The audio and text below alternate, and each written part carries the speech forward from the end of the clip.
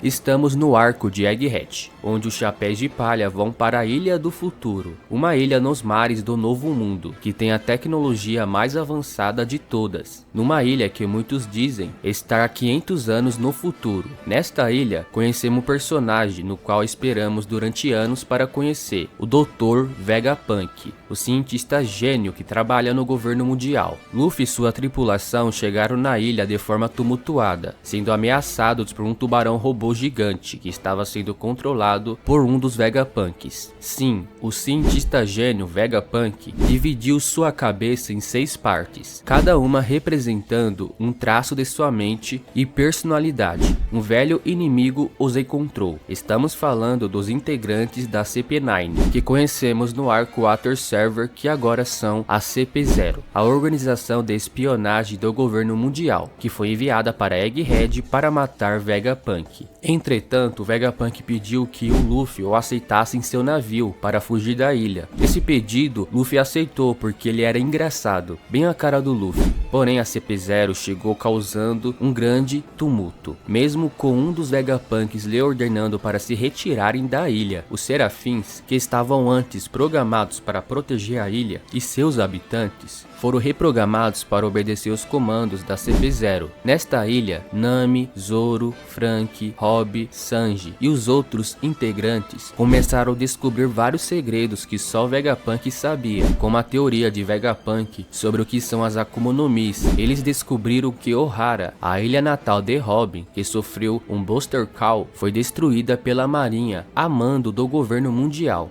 e conseguiu salvar partes dos seus estudos acadêmicos sobre o século perdido e muitas outras coisas. Através de Vegapunk, Robin descobriu que Saul, o amigo gigante que ela pensava ter morrido, está na verdade vivo, porém escondido aos olhos do mundo. Mas a batalha atingiu um nível complicado. Chegou uma hora em que Akainu, o atual almirante da frota da marinha, enviou vários navios de guerra para lá, enviando não apenas Kizaru, como também Ger Garcia Saturno, um dos Goroseis, integrante dos 5 Anciões, que são a autoridade máxima do governo mundial. Quando chegaram em Egghead, a marinha cercou a ilha inteira. O objetivo dos Chapéus de Palha se tornou fugir da ilha, com o Dr. Vegapunk, mas essa tarefa se tornou muito difícil do que imaginado. Kizaru, ao chegar na ilha, recebeu a ordem de eliminar Vegapunk e lutou contra os Chapéus de Palha, inclusive com Luffy, mas quando ele pensava que seria uma tarefa tranquila de se fazer, Luffy ativou sua forma Gear 5 e conseguiu atrasar tanto Kizaru quanto Saturno, permitindo que sua tripulação conseguisse mais tempo. Ele literalmente amassou Kizaru com sua forma gigante e conseguiu empurrar ambos para longe. A situação chegou no limite quando Saturno viu que Luffy havia despertado a fruta e havia uma chance dos Mugiwaras conseguirem fugir com Vegapunk. Não só isso, como também o Vegapunk foi atacado pelo Kizaru e programou o robô gigante que atacou o castelo de Mary Joyce há 200 anos para transmitir sua mensagem ao vivo para o mundo inteiro, revelando vários poderes sujos do governo mundial e curiosidades sobre o tão misterioso século perdido. Durante a luta de Luffy contra Kizaru, Saturno e a marinha, os Mugiwaras foram surpreendidos por personagens que não havíamos há muito tempo. Os nossos queridos gigantes, Dory e Brody, que conheceram os Mugiwaras no início da história. Eles foram até Egghead para resgatar Luffy e sua tripulação das mãos do governo mundial. O que o mundo sabia era que Luffy havia sequestrado Vegapunk e mantido como refém, mas não era isso que estava acontecendo. Vegapunk queria fugir de Egghead com a tripulação dos Chapéus de Palha e o governo queria morto, pois ele sabia demais. Vegapunk já havia revelado inúmeros segredos sobre o mundo, o governo, o século perdido, Joy Boy e vários outros assuntos ultra secretos que os 5 anciões tanto lutaram para esconder. Revelou também que o reino de Lulucia havia sido destruído por uma das armas ancestrais Uranus, usando a Maiden Flame como combustível para alimentar o poderio militar da arma. Os Goroseis estavam em desespero, cheios de ódios, tentando parar a transmissão inesperada do Vegapunk, vendo seus segredos sendo revelados a cada segundo que passava. Vegapunk também revelou que Joy Boy foi o primeiro pirata da história e que o reino antigo havia sido derrotado, que o mundo antigo havia literalmente afundado no mar pelas armas ancestrais E o mais chocante, isso está para acontecer de novo. Isso mesmo, Vegapunk revelou que o mundo está sob uma grande ameaça, um dilúvio mundial, no qual pretende afogar o mundo inteiro debaixo d'água em 200 metros. York, uma das Vegapunks e a Vegapunk traidora, estava refletindo, pensando onde poderia estar o caracol comunicador que estava transmitindo a mensagem de Vegapunk. O objetivo dela era poder se tornar um dragão celestial, mas as coisas não estavam saindo como planejado. Ela conseguiu descobrir que o caracol que Vegapunk estava usando estava dentro do robô gigante do século perdido. Os Goroseis então atacaram fortemente esse robô, juntamente na hora em que Vegapunk estava prestes a nos revelar mais detalhes sobre os personagens cujos nomes têm um D, como por exemplo Monkey D. Garp, Monkey D. Drago, Monkey D. Luffy, Marshall D. Tite, Rox D. Shebeck, Gold Roger, Portigas D. Ace e muitos outros. Isso deixou os Goroseis em desespero. Os mistérios dos D ainda continua. Vegapunk também revelou que os únicos que sabem tudo o que aconteceu no século perdido é a lendária tripulação de Gold Roger. Eles são os únicos que sabem de toda a verdade do mundo. Eles sabiam que o mundo estava prestes a sofrer um grande dilúvio, sobre as armas ancestrais, sobre Joy Boy, o século perdido, sobre Imu-sama, sobre os Goroseis, sobre o reino antigo. Enfim, eles descobriram tudo, mas decidiram não fazer nada, e Vegapunk não sabe dizer o porquê. Agora que o robô ancestral caiu no mar, a transmissão do Vegapunk enfrenta interferências, podendo nos revelar apenas algumas poucas mensagens cortadas. Ou seja, a mensagem do Vegapunk não foi revelada completamente. Os Goroseis estão focados em outro objetivo no momento, de acabar com os outros Vegapunks. Enquanto isso, os gigantes estão completamente focados em ajudar os Mugiwaras a fugirem. Luffy ficou empolgado vendo o navio dos gigantes pela primeira vez, enquanto os outros integrantes dos Mugiwaras estão conseguindo escapar. Sanji, Frank e Nami conseguiram escapar graças a um dos Vegapunks, o Edson. Mas nesse tempo em que os Mugiwaras estavam escapando, Marcus Mars ataca tentando conter a fuga, mas ele é impedido pelo bloqueio dos gigantes. Luffy, após comer um pouco de comida, conseguiu entrar novamente na forma Nika, mesmo que ele não sabia o que isso significa. Quando se transforma, os gigantes começaram a dançar em plena fuga, pois quando Luffy assume essa forma, o coração dele entra num ritmo festivo, e agora acontece algo inédito.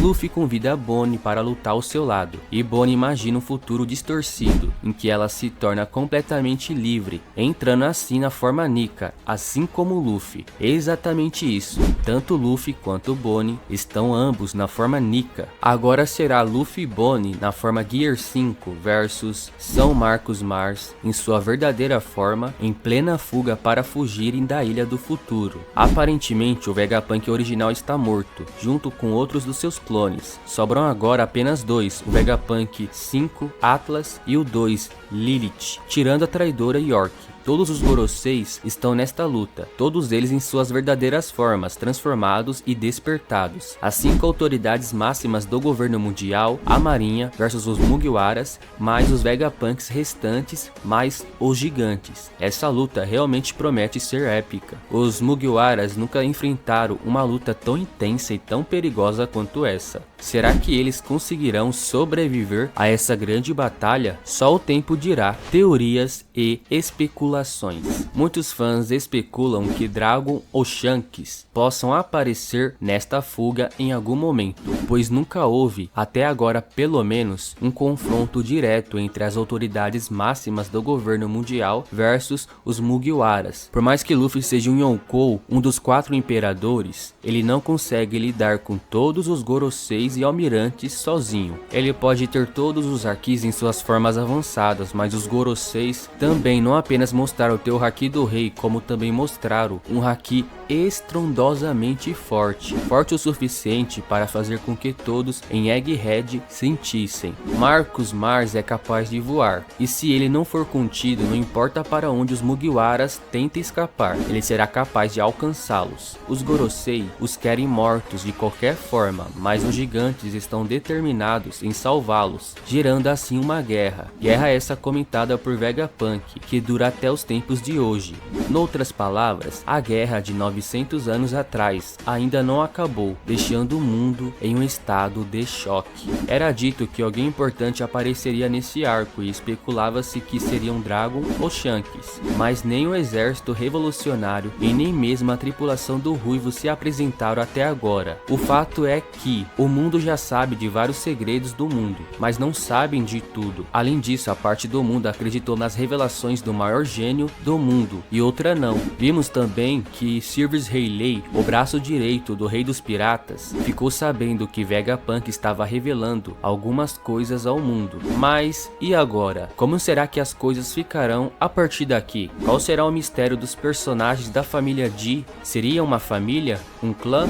O que se especula é, na tripulação original de Joy Boy, cada integrante da tripulação representa um membro de cada uma das famílias mais importantes de One Piece. E Musama certa vez já comentou que os Gs atuais nada mais são do que cascas vazias sem qualquer conhecimento de nada. Ou seja, sem conhecimento, eles não representam a ameaça. Além disso, por algum motivo, e Musama, que seria o rei ou rainha do mundo, pois não se sabe se esse personagem é homem ou mulher, tem uma foto da princesa Lily em seus aposentos. Agora, por quê? Outro grande mistério seriam os olhos que tudo vem. Percebam que os olhos de Luffy na forma do Gear 5 têm o mesmo padrão dos olhos de Musama, Zunisha e Mihawk, tendo a única diferença a cor dos olhos, mas o padrão é o mesmo.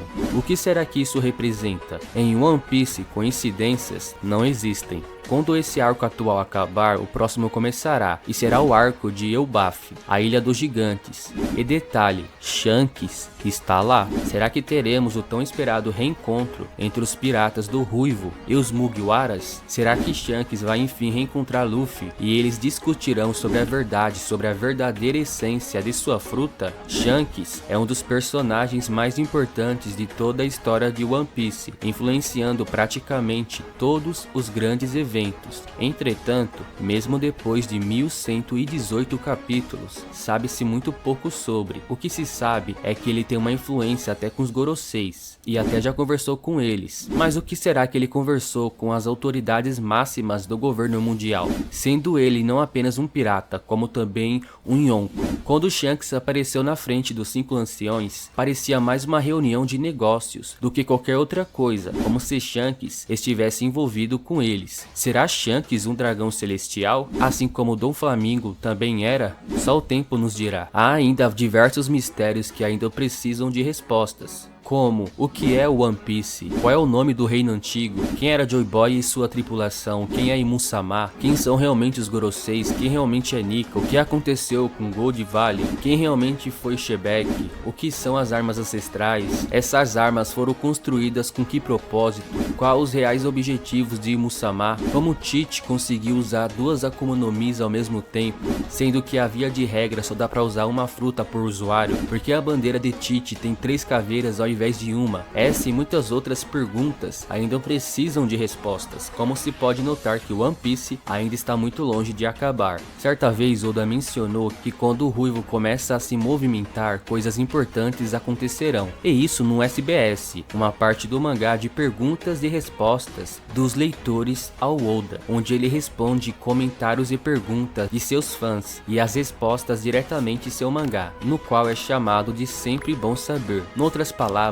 podemos esperar grandes coisas vindas de Shanks. Muitos especulam que Shanks seja na verdade um vilão, que apenas está usando o Luffy para seus próprios fins. Outros, por outro lado, discordam dessa opinião, dizendo que Shanks é na verdade um guardião, pois sabemos que Shanks sabe onde está o grandioso tesouro, mas só depois que o cartaz de procurado do Luffy atualizou para a forma Nika, que Shanks comentou com Ben Beckman sobre ir atrás do One Piece, como se a transformação de Nika fosse um critério para encontrar o lendário tesouro. Outra coisa que ainda precisa ser respondida é por que Roger e toda sua tripulação riram, tanto que todos choraram de rir, após descobrirem todas as verdades do mundo e sobre o século perdido. Como o próprio Vegapunk mencionou, do pouco que ele conseguiu descobrir, ele só descobriu verdades macabras e obscuras a respeito do mundo, mas não tudo. Mas por quê? Porque os piratas de Roger riram pela iminente destruição do mundo. O que eles sabiam que os fizeram rir